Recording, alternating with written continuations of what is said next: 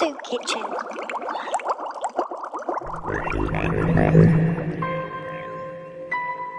There was an enormous football-shaped glowing object hovering a very short distance above the ground. It got bigger and bigger and bigger, and the next thing we knew it was right over us, you know. And the light was so bright, you know, then it stopped at treetop level. I thought it was doomsday. I really did. I didn't know what to expect after seeing two more in the field across from my house. I didn't know if it was an invasion or what. A hatch opened up from the underside of the craft. A tube came down, and a platform slid down. So this being comes down and walks over to the front of the patrol car. They were bald, no hair, no eyebrows, no eyelashes, and no earlobes, no ear, you know, we could say. Very large eyes, very small, flat nose, thin slit for mouth.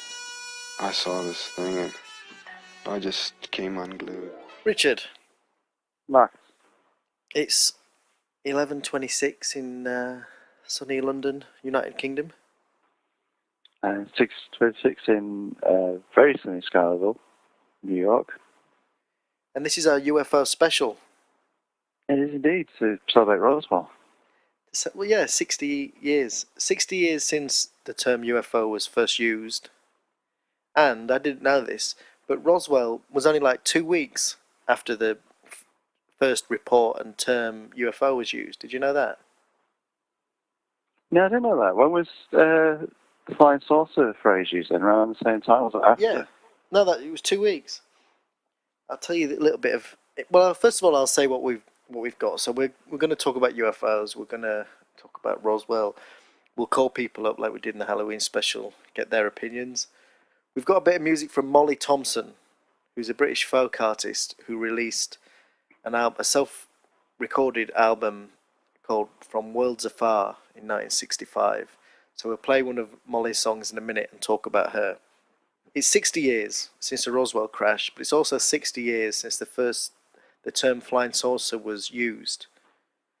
And it was an American pilot called Kenneth Arnold, who saw something as he was flying his plane near Mount Rainier in Washington, U.S. state of Washington. And he observed a line of strange objects, crescent-shaped or disc-like, flying with the motion like a saucer skimming on the water. And he reported it, and it was picked up by the press. And 2 weeks later, then there was Roswell. So it was only 2 weeks. Oh, it's very strange. You've been so close. Yeah.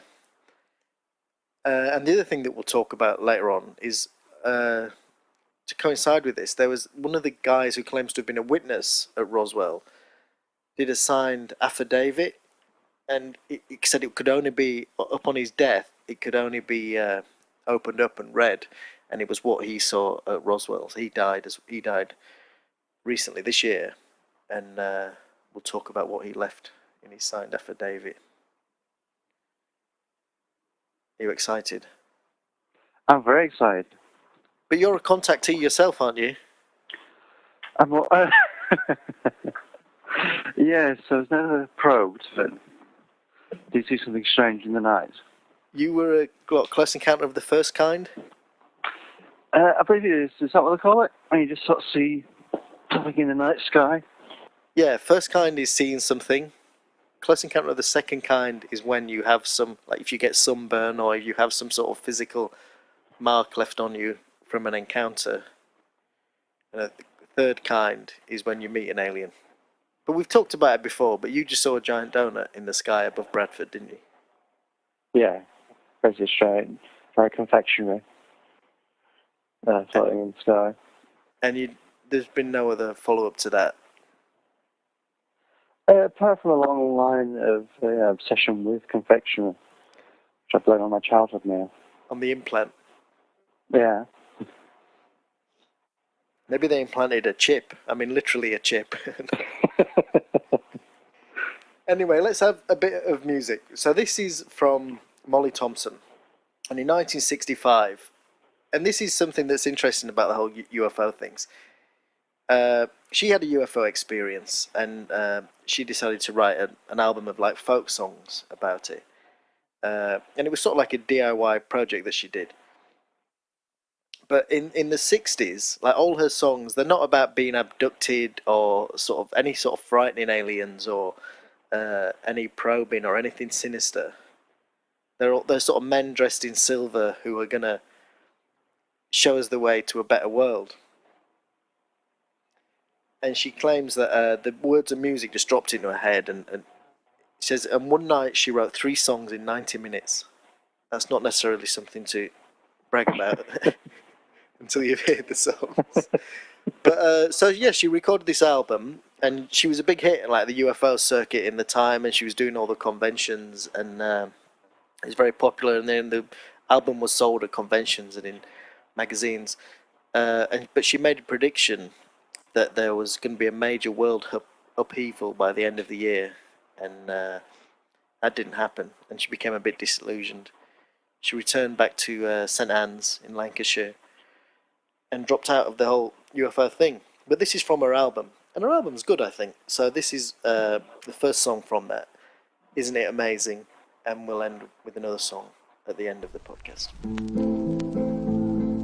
Did you ever wonder where you were when time began? Did you ever stop to think why they call us man? Isn't it amazing? Isn't it unique? How thinking raises questions and answers make you see. Are there other planets where life in time evolved? Did they have our problems and are their problems solved? No one yet can answer, no one yet can speak, but the thinking raises questions and answers make you see. Did our ancient forebears know these cyborg men? And do we hear the legends that they'll return again? Ocean-clad Atlantis, pyramids Haiti, freak your long-held silence, Sphinx relent and speak. Time is winding onward like the coiling of a spring, as man waits all unknowing for the gifts the planets bring. Wisdom of the ancients, wonders we can see, answers to our questions, thoughts to set us free. Oh, isn't it amazing? Isn't it unique? How thinking raises questions and answers make you see. Do I believe in UFOs? Mm-hmm.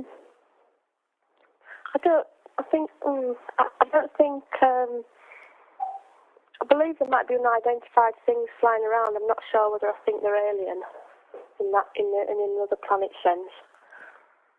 So what do you think they are? Unidentified flying objects. Thank you very much. Pardon? Thank you very much. I hope that clears it up for you. Since 1947, thousands of people around the world have become more and more aware of a bizarre phenomenon we have come to know as unidentified flying objects. UFO encounters have been reported by citizens in all walks of life, including the President of the United States, Jimmy Carter. There were about 20 of us standing outside of a little restaurant, I believe, a high school lunchroom, and a kind of a green light appeared in the western sky. This was right after sundown. And it got brighter and brighter. And then eventually it disappeared. It didn't have any solid substance to it. It was just a very peculiar looking light. None of us could understand what it was. I've never made fun of people who've seen other things of that kind. So what else has been happening, Richard? Anything been happening that hasn't got a UFO connection? Also, it's big sort of festival season in America. There's all sorts of different food festivals. One that sounds especially interesting is the Testy Fest. Testy Fest? The Testy Fest, which is devoted to Rocky Mountain oysters, which, if you don't know, bull's balls. Bull's balls, yeah. Yeah. There's a woman advertising it on the road I used to live. Usually they deep fry them, but this year, sort of like it's not towards healthy eating, they're also doing kebabs. which made me wince. I was driving down the road. She's also explaining that. She's also explaining that they don't really taste them much. They just taste of whatever you dip in them. I don't want to know what a bull's been dipping them in. The usual dipping sauces, ranch, tomato salsa, and she also has one that has a special sauce. That's a jerk sauce. She had me driving off the road in laughter. What if they don't taste of anything? What's the point in eating a bull's balls? I don't know. There isn't any, unless they're. But it's the texture, which makes it sound even less appetizing. Are you going to go to the Testy Festival? I don't think I will. When you think about it, they're going to have to get through a hell of a lot of bull's balls at that festival, aren't they? I was just thinking that. You think how much beer gets drunk at a beer festival? Yeah. That's a lot of balls. We've just had another outbreak of foot and mouth disease over here, so you can probably ship some bull's balls with plenty going spare over here. Pre-fried. Well, yeah. Another outbreak, yeah. What is happening to England? It's like the end of days. Oh, I know. Well, the rain stopped. Anyway, let's get back to UFOs. Okay. Are you a believer? In certain parts, yeah. I don't see any reason why there shouldn't be alien life. But if they came all this way, they would contact us, wouldn't they?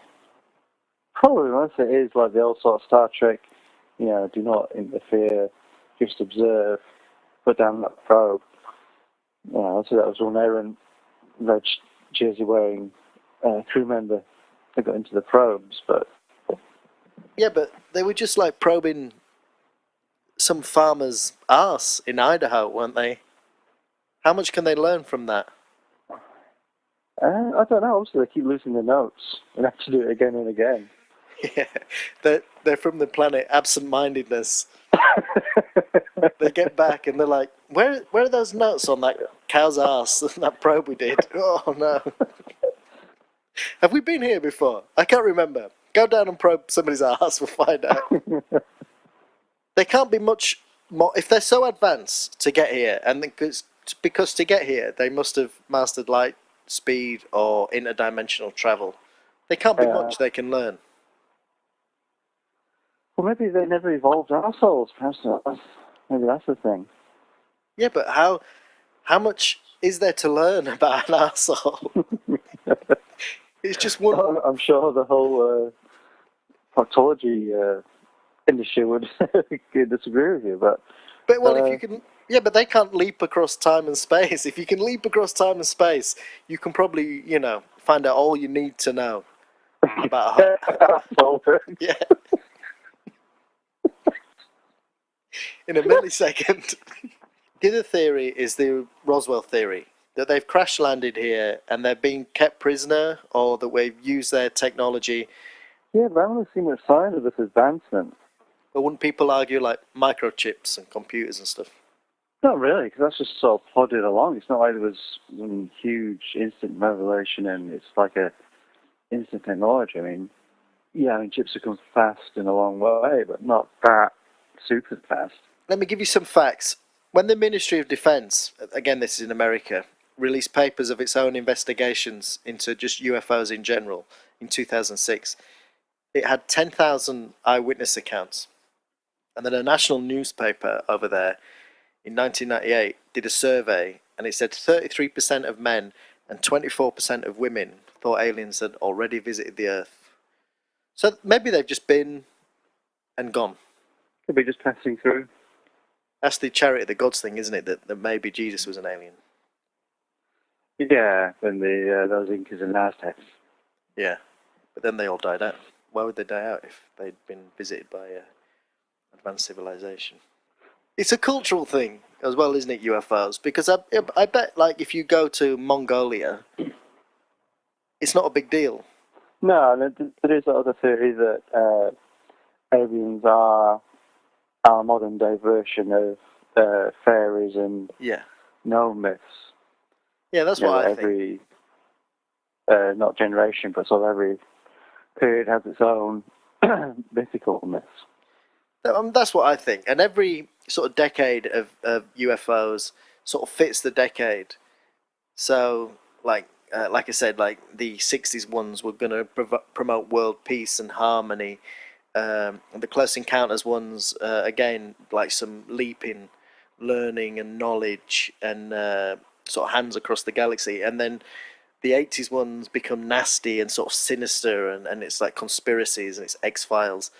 And then I think recently it's dropped off because after sort of 9/11 and terrorism, that's the new conspiracy, isn't it? Ray Bauer in the UK in April was flying a commercial plane from Southampton to Alderney in the Channel Islands, and he saw two objects up to a mile across in the sky over Guernsey. He said, "I saw a bright yellow object, a light in the sky some miles ahead. I could see this specific shape of a flattened disc, like a CD on its edge, slightly tilted." He says that some of the passengers as well as another pilot saw the objects. But what he thinks it could have been is the Earth lights theory. Before an earthquake, electromagnetic fields form in certain areas, and they can give the impression of like shapes and lights in the sky. Oh, that's interesting. Yeah, and there was an earthquake, a small earthquake, around Dover, just after that sighting. So, yeah, so I'm a skeptic. I think I'm a total skeptic. I just can't make the leap that they've made the effort to get here, and we don't know about it. I would want to. If I was an astronaut and I got like sent off to Planet X, I couldn't wait to jump out. But maybe, they're such a higher intelligence, they don't enjoy surprises. 50, take 5. Action. We're on the way to Sharon. Captain, this ship is now under my direction. For 50,000 of your terrestrial years, I have been pursuing loci through the galaxy. I have not traveled this far, this long, only to give him up now. This ship goes where my will drives it. Captain, we are now at Mach 10 and the speed is increasing. You are helpless, Captain. What a fool I am. Expecting help from such as you. We're going. God! Got it? Shit! Save it.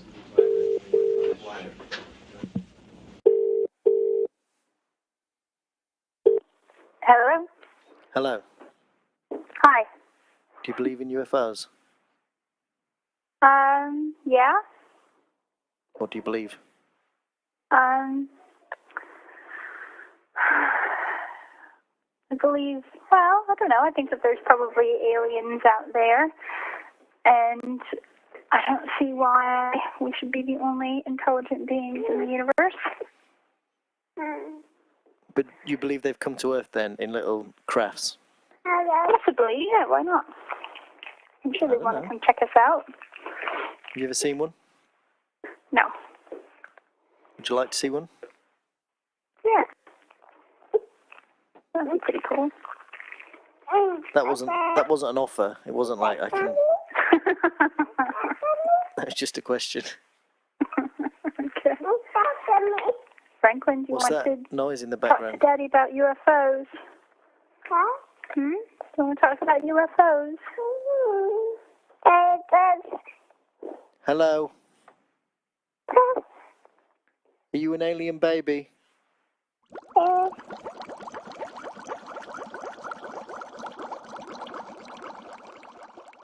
The UFO phenomenon is truly a phenomenon of our times.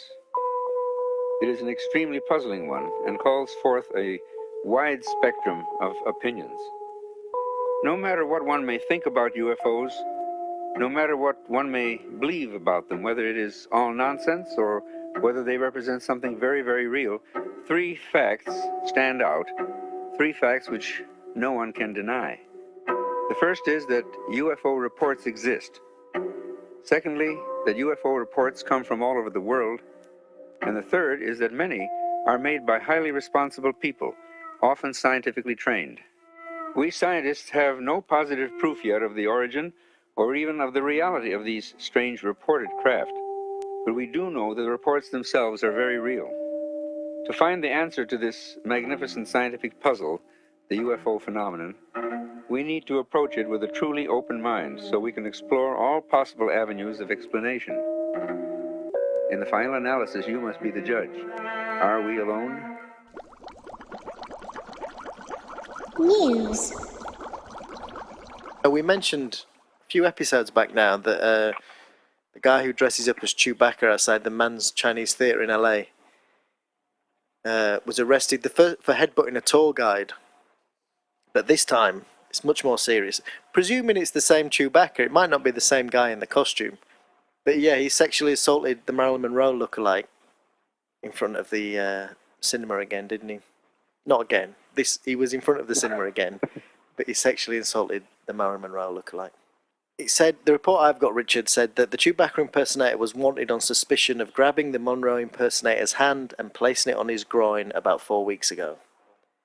Again, this could be like an alien mix-up. Where is a Wookiee's groin?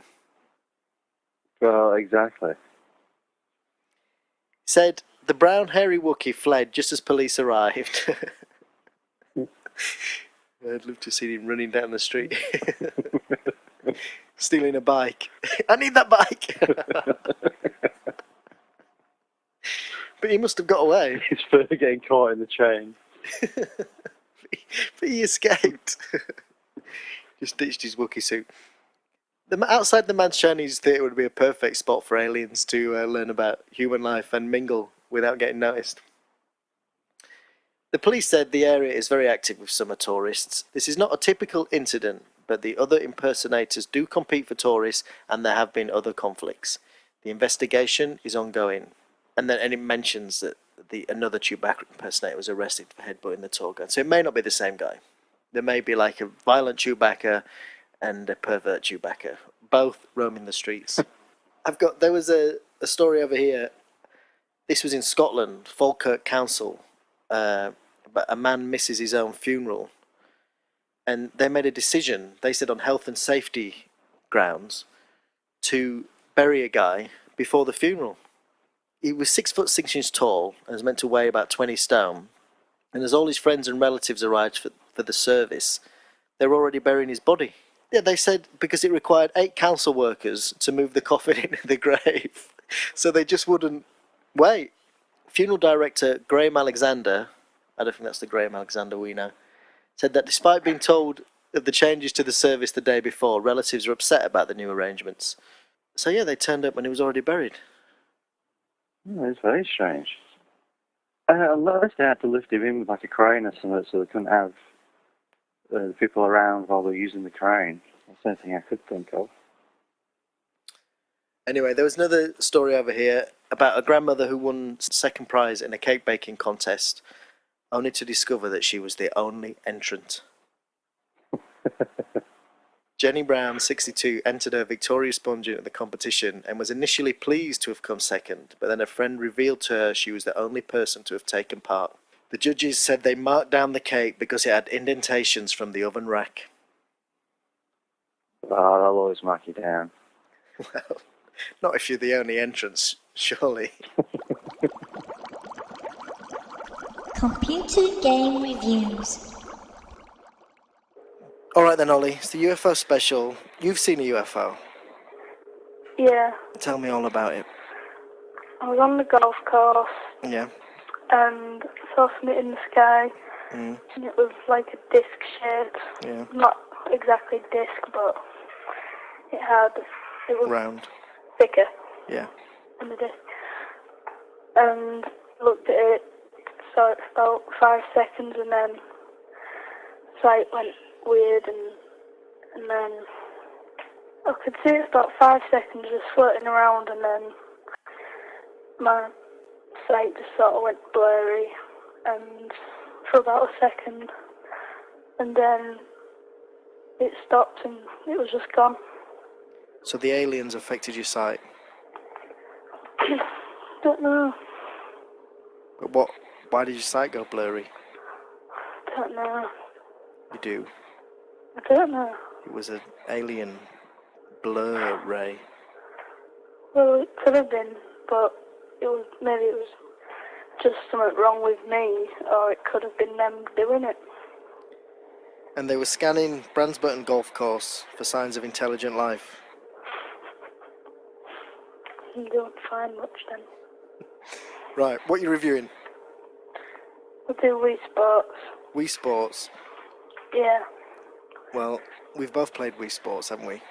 Yeah. Boxing's good. Boxing, yeah, you can do tennis, bowling, boxing, baseball, and golf. Baseball's rubbish. Golf's No, rubbish. it's not. You're good No, at it's not. baseball.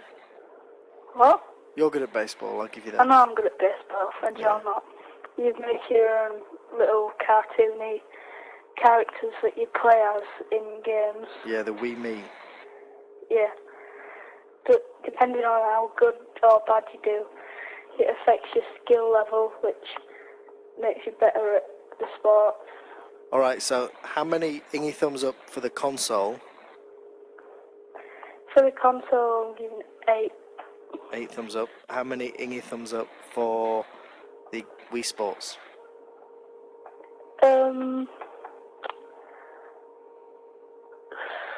Same.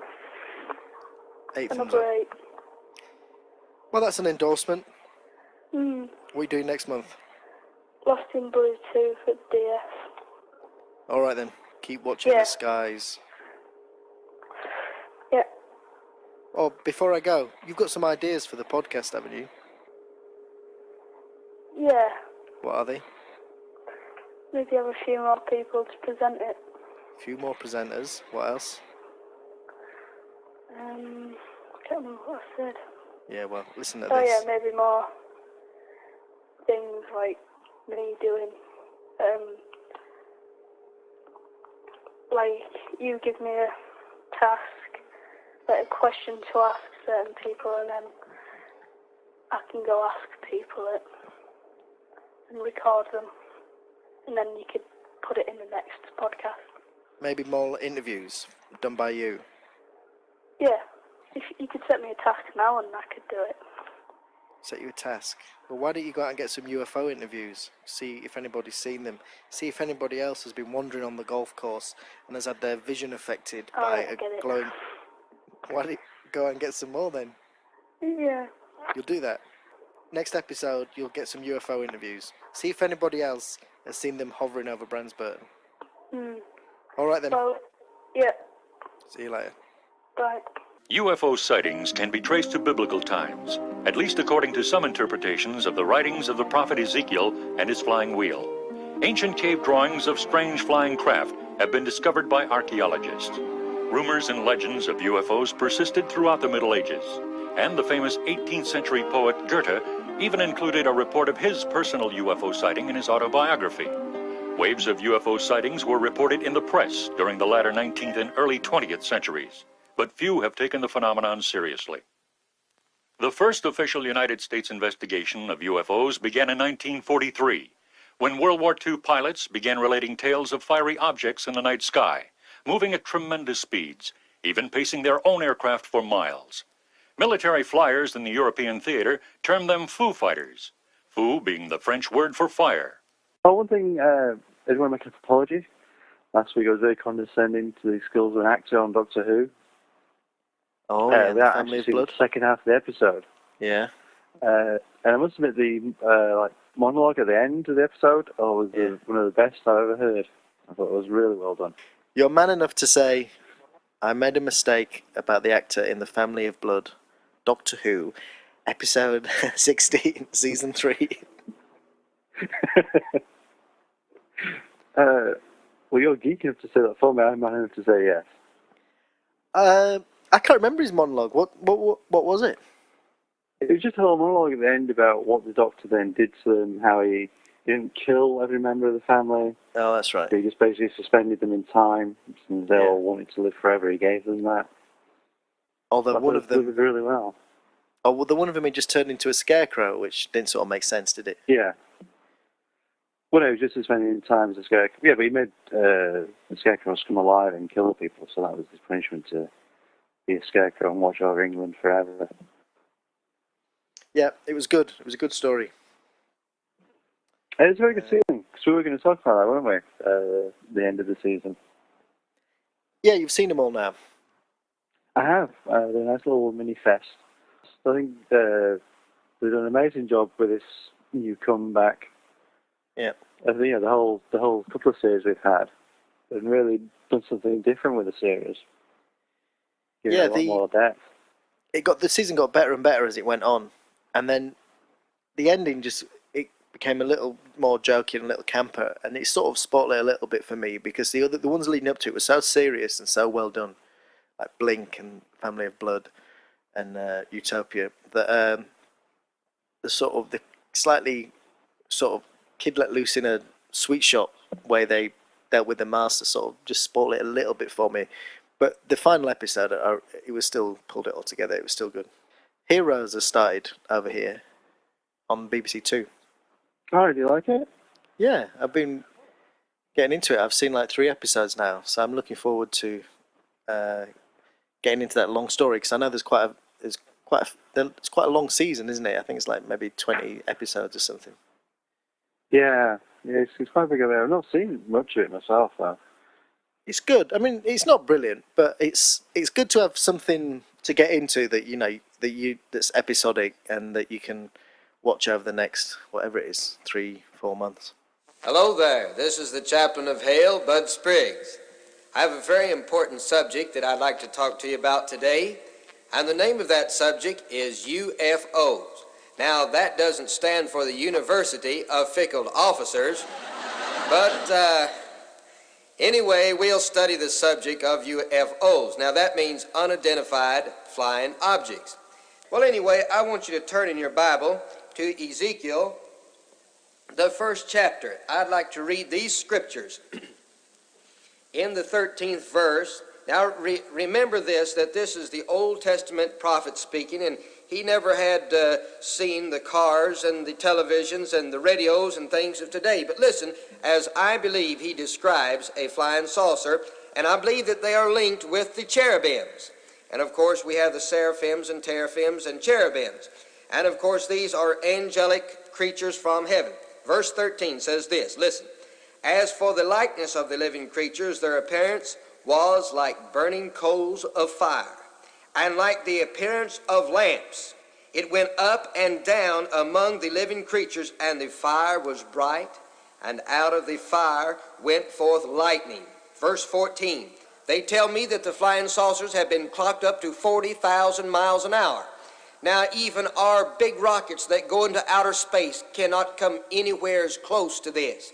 I say, my friends, that there is something to the flying saucer, and I believe that this is what the Scripture says about it. Verse 15, now as I beheld the living creatures, behold, one wheel upon the earth by the living creatures with his 4 faces. The appearance of the wheels and their work was like unto the color of beryl. In one of the descriptions, in one of the books I read, this is exactly the very color that they use. This and amber. Of course, I realize that they are different colors. But it says, and they 4 had one likeness, and their appearance and their work was as it were a wheel in the middle of a wheel. There it is. Now, I think it's very significant that this prophet saw this so many thousands of years ago. As for the rings, I want you to look at this. Now, some of them have gotten close enough to the flying saucers to even see what they call the portholes and the conning tower. And what they said were rings, were circles that looked as if they could not tell or distinguish or ascertain for sure, but looked like a portholes around the flying saucer. And Ezekiel said here in verse 18, it says, as for the rings, they were so high, and they were dreadful, and the rings were full of eyes around about them 4. And when the living creatures went, the wheels went by them. And when the living creatures were lifted up, oh, you mean they fly? That's what it says. When they were lifted up from the earth, the wheels were lifted up.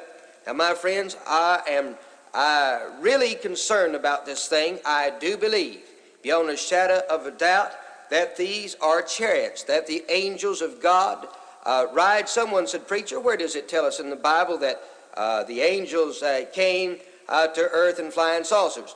The Bible does not tell us that, but it does not tell us that God has not employed these things. It does give us a description here. This you have to admit. So my conclusion to this matter, folks, is that I believe that we're living in the last days. I believe that Jesus is soon coming back again. And I believe that with all the demonstrations, with all the riots, with all the looting, with all the problems of communism and the lackadaisical attitude of the people in America, I think that we are just upon the horizon of some great tragedy. Now, I believe that Jesus is soon coming again, and I'm looking forward to that day. I do believe that if Russia had the flying saucer, she would have already done something about it. I believe that if America had the flying saucer, she would have already done something about these bad things that are going on in the world. But I do not believe that either nation or any nation on earth has such a thing as a flying saucer. I believe only God in His omnipotent and omniscient intelligence could have made such an object as this, because even the tremendous speed of the flying saucer, if we could create such an object even now, there is no human being that could stand the force of the G's and the tremendous pressure of going 40,000 miles an hour and then stopping right on a dime. I do believe that our time is running short, that before it's too late, if you're not a Christian, why don't you simply obey the Bible in Romans 10:13? For it says, whosoever shall call on the name of the Lord shall be saved.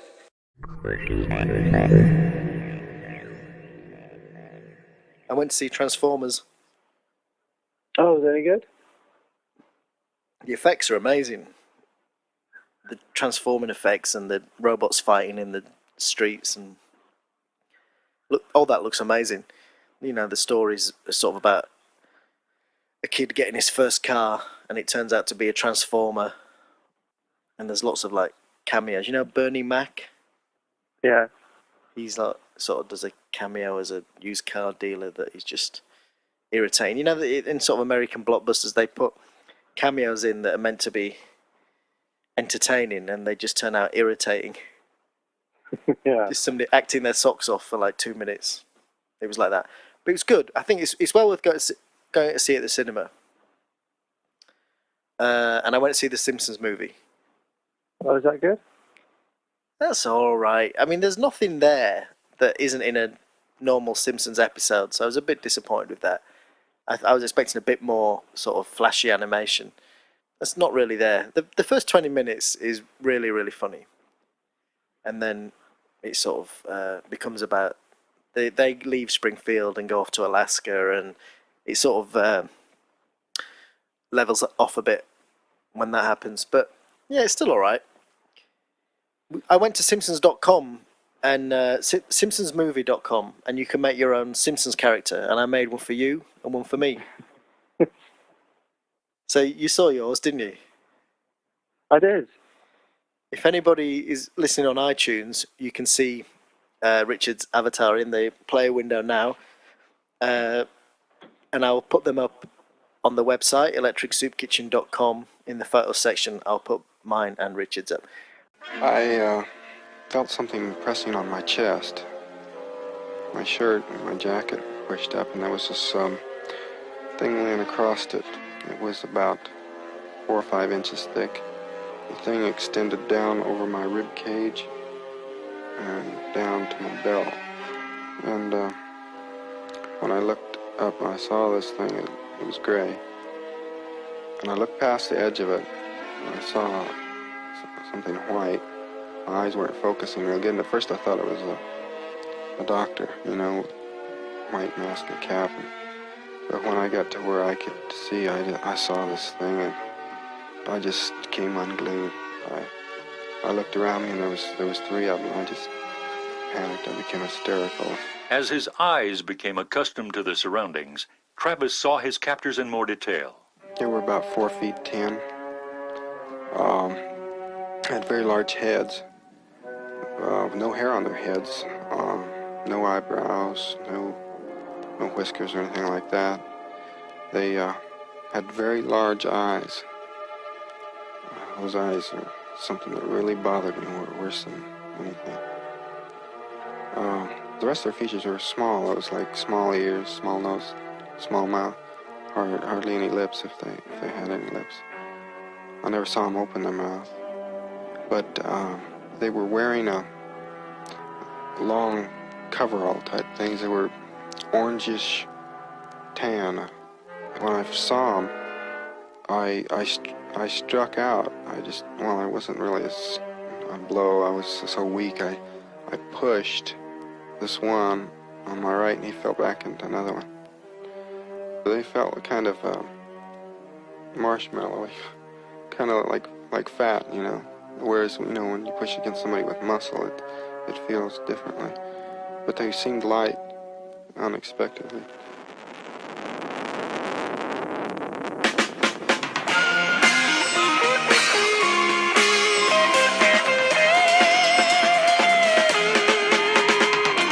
Open the door, you'll find the secret. To find the answer is to keep it. You'll believe it when you find something screaming across your mind. Green slime.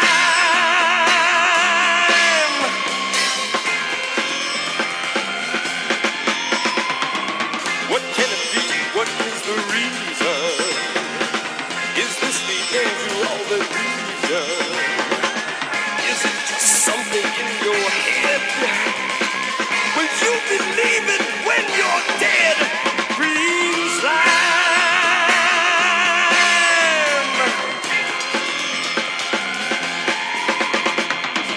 Man has looked out to space in wonder for thousands of years. Sometimes thinking that life could be somewhere. And now it's here.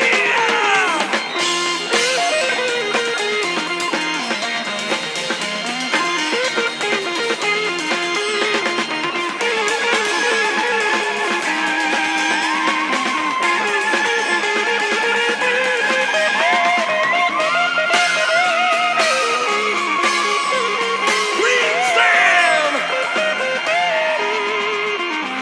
What can it be? What is the reason?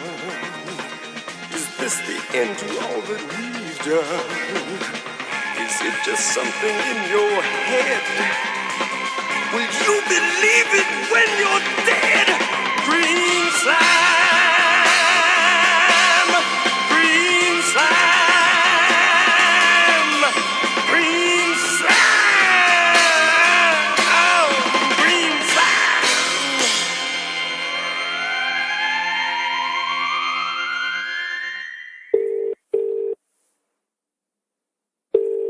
Hello? Barry. Hello, Marcus. This month's episode is a UFO special. So, the first question I've got to ask you is, have you ever seen a UFO? Have I ever seen a UFO? I can't, off the top of my head, I can't. If you have to think if you've ever seen a UFO or not, it would. I'm sure it would have been a significant event. I don't know. I've had strange feelings before, but that's got nothing to do with UFOs, maybe. Strange feelings. I'm just trying to think if I've seen anything. That whole sort of moving lights in the sky. Yeah, you haven't. I'm telling you, you haven't. I haven't. Okay. Yeah, but you could be like from the CIA, sent to Darren Brown, my brain. Anyway, you were supposed to be doing Oasis of the Zombies. Yeah, but unfortunately, I hope that cinema classic is going to have to wait until somehow. It's taken me over 6 days to get 25% of it downloaded. So I'm going to have to think of some way. Although I'm very excited about the prospect of reviewing it, seeing on BitTorrent the awful reviews it has. Although it does have Nazis, zombies, and it has a massive dream sequence in the middle of it by the descriptions online. So it will be a treat, no doubt, when I manage to get hold of it. Well, how bad can it be? Nazis, zombies, and the big dream sequence. Yeah, Yeah, but apparently the people online have been comparing it to oh God, Ed Wood. Ed Wood is a genius compared to this man's work, apparently. Well, keep going with it, because the idea is that people can go and download what we talk about.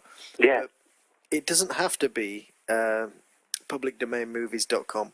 The Internet Archive is a good source, or maybe just search around and see what you can find. So keep going with Oasis of the Zombies. If you've got 23%, then maybe you can get 100% in a month's time. And people would have to be really dedicated to download it. But as a backup, we're going to do what you were supposed to be doing last month, which was Deep Red. Deep Red. Deep Red by Dario Argento. My hero.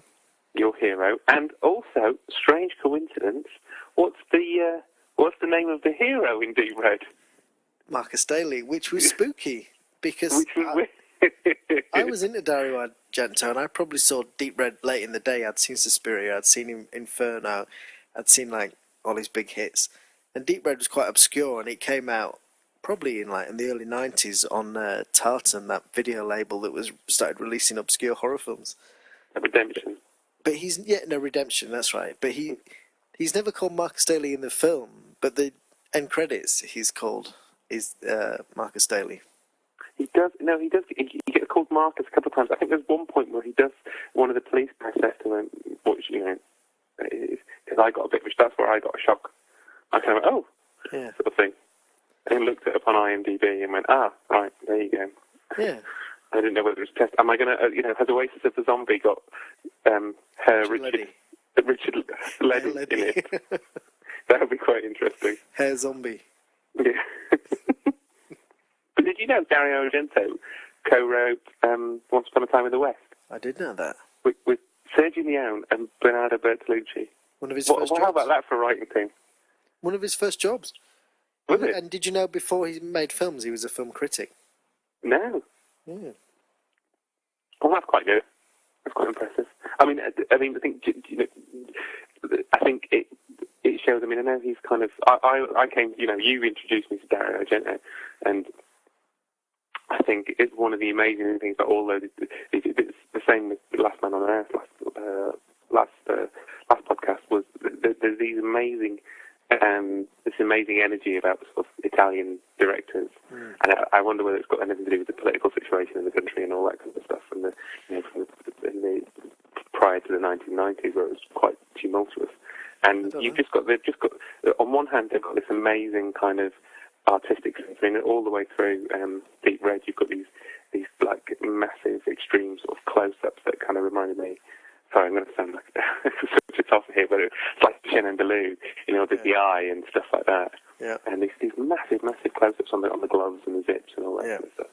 And then, but you've got this whole slasher sensibility, where they're kind of just going, you've got with the first murder where the woman we lifted off the glass, and you get a sort of gratuitous tit shot.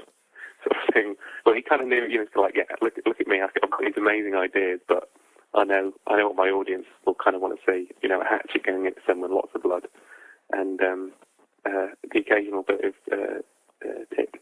Yeah, well, they're based on Gallio films, which is Italian for yellow, and they were based on a series of pulp novels. Yeah. There's a whole genre of Italian cinema, or Gallio or Giallo, that was basically, they're like that, bit of titillation, murder, guys with black gloves doing the murder. So I mean, it all comes from that. And I think, I don't know about the political input in Italian films, but there was a big homegrown cinema. They would make these things, and people would go and see them, and it was all self-funded. It wasn't like British cinema, which maybe the only equivalent was Carry On or something. You know what I mean? That was British made that people were going to see. I think just Italian. I think generally, sort of around that time, European cinema was all probably a lot more self-supportive than British cinema. I mean, but anyway. It's quite clever, because he's kind of like with the Last Man on Earth. They've got a relatively well-known actor with David Hemmings. Yeah. And they've stuck him in with a bunch of Italian performers, and so they know it'll go out and people watch it. It's all in English language, but and they're dealing with some it's very it's a slasher movie, but then you've got all these amazing shots. That bit where David Hemmings meets the drunk in the street, and it's like a Hopper painting where all the cafe's all beautifully lit, and there's the two of them having a conversation. But that also brings up one of the funniest scenes caused by the pan and scan that they've done on the film. The film was probably shot 1 to 185 ratio. Yeah, it is. But they've cropped the video so it's 4:3.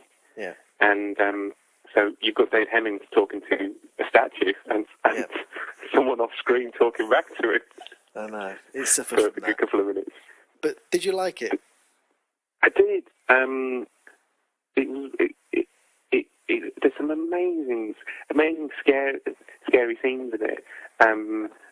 The bit where he's in the house on his own with the piano, and he's playing the piano, and then he realizes the killer's in the house with him, and he can't stop playing the piano because the killer will realize that he knows he's in the room and all this kind of stuff, and it's just so tense. There's this, there's one of the I've never seen anything like it before, and the music. It's a band called the Goblins. Was Dario Argento in that band? No, but I think he used to write a lot of music with them, but they've scored a lot of his films, and one of the guys from the Goblins has scored even more. And they've done some great scores. It's fantastic, funky kind of look out, someone's going to die music. Every time someone's about to die in the film because this amazing kind of theme kicks in again. The last couple of deaths, there's one of the murderers' deaths which involves a mechanical doll, which was just really disturbing, this mechanical doll moving across the room. And then when the last two deaths, I won't spoil the ending for you, but there's the final two deaths involving a head on a curb, which was pretty gruesome, and another death involving a lift. You need to download Oasis of the Zombies because that's 2 out of 2 good films. Yeah.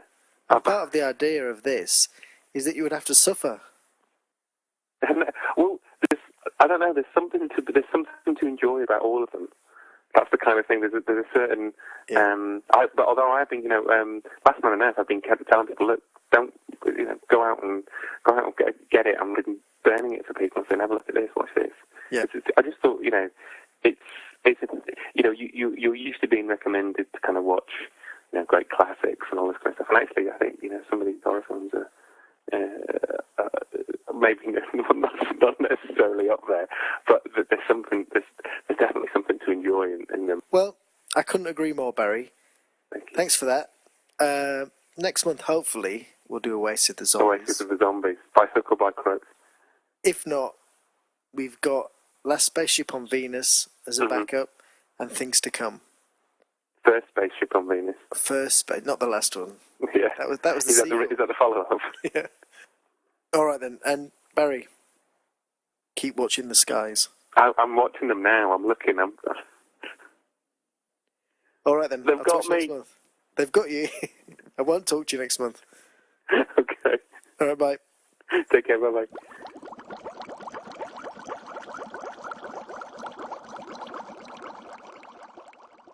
All right, Richard, at the beginning, we mentioned Walter Haut and his affidavit. Well, actually, I said affidavit, but I don't know what one is, but I think it's like a legal statement you make, or you do it in front of a solicitor, I think, isn't it? Yeah, it's like sort of a sworn statement. Yeah.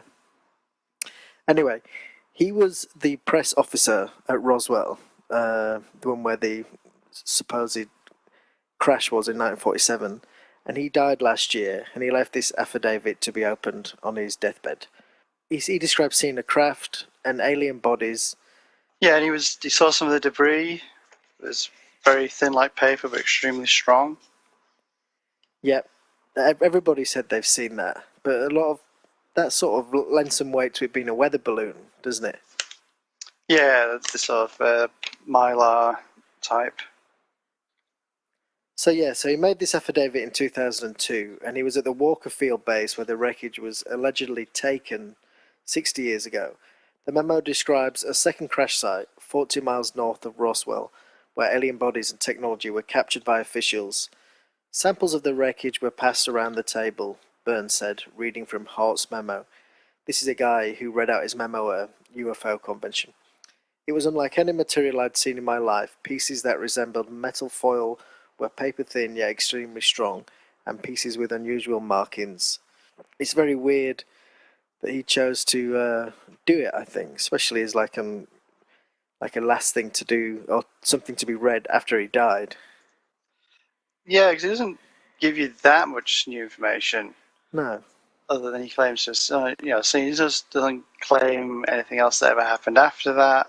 No. Or, what his role, was with it after the crash and stuff.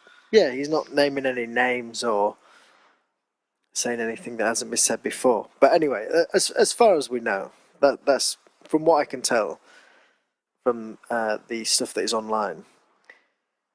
That was what was in the affidavit. So, Richard, what have we learned? About aliens? Yeah, about aliens. Are you eating sweets?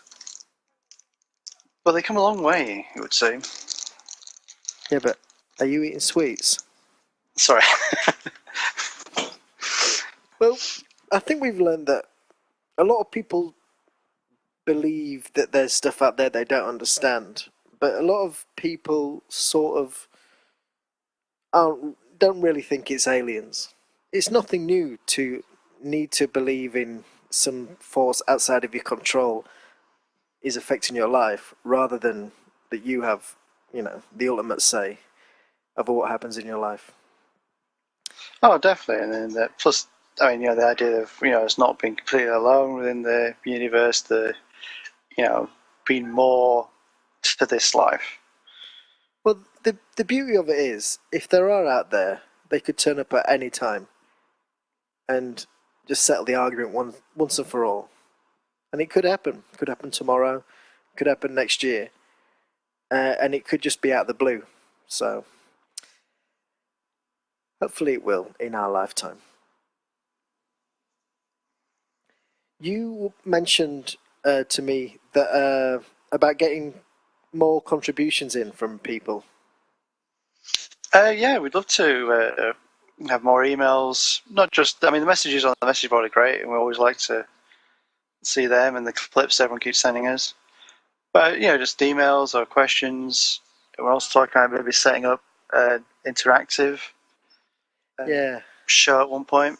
Maybe some sort of a IRC chat. Yeah, we talked about that. I'd love to do it. I don't know how to do it. So if anybody's got any ideas on the best way to do it, a sort of interactive episode where we could be talking and receiving messages. Skype is a way of doing it. You can do conference calls and instant messages on Skype. But the idea that you could do a completely interactive and maybe like improvised episode, so you wouldn't set out with any agenda and just talk about whatever came up, and people could submit ideas or join in the conversation or send messages. I'd love to do that, but I don't know how to do it. So, yeah, any thoughts on that? Podcast at electricsoupkitchen.com is the email. I don't think we say it enough that, the more feedback and contributions we can get, the better, really. It's great to get them. Oh, definitely. I really enjoy doing this, and it's always good to hear from everyone. Yeah. Anyway, Richard, we'll end with a bit more Molly Thompson, and this song is called From Worlds Afar, same title as her album. Like we said, if people want to drop us an email or send us a comment, that's great. If people want to leave us a review in iTunes, that's really helpful. And we'll be back to normal next month. Got anything to add? No, it's just that we do really look forward to hearing from everyone. Oh, we do. We really, really do. I'll talk to you next month. All right, then. All right, Take bye. care. Through the valley walking, morning light was pale. Trees for silent company, flanked with the leaf-worn trail. As I climbed from slope to slope, the town lay there below me. Strange to know, for all his way, very, very frail.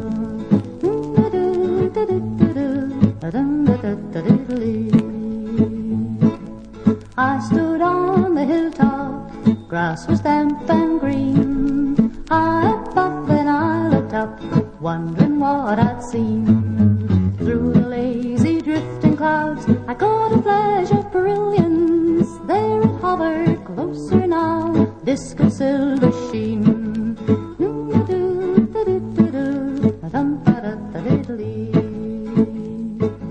Statue still, I gazed at it, poised up there so high. Then it moved at lightning speed, slicing through the sky.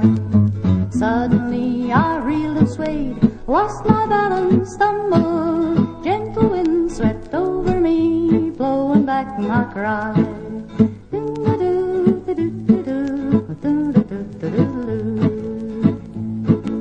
As I lay in stunned amaze, flat against the turf, grassy waves rolled over me, rippling like the surf. What a strangeness met the eyes that I dared to open, for a ship from worlds afar rested on our earth.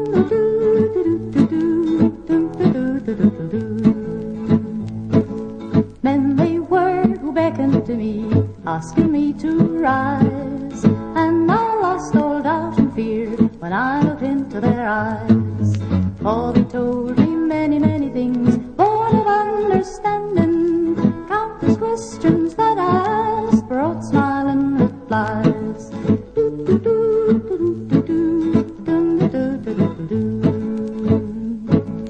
When they left, they promised me that they'd soon return, for to show us what life holds is their main concern.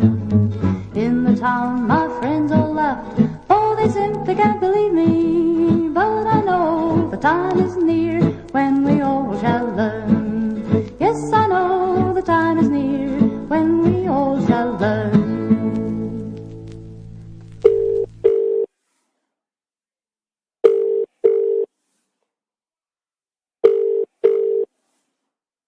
Hello? David, What? do you believe in UFOs? Why, have you seen one? No, I'm asking people. Hey? Do you believe in them? I don't know, really. Do you?